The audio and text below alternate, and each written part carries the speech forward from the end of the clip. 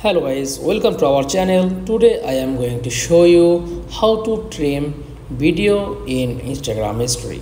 Okay, so let's get started. Then first of all, click on Instagram app.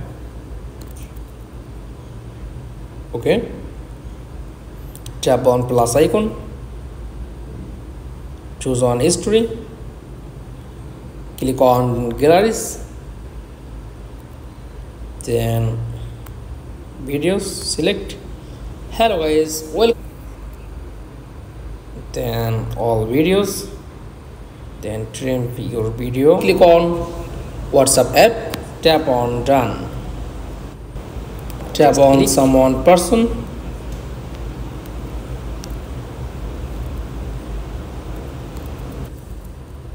okay, then this videos, trim video, just normally tap on share arrow icon, just click and share your trimmed video in Instagram histories.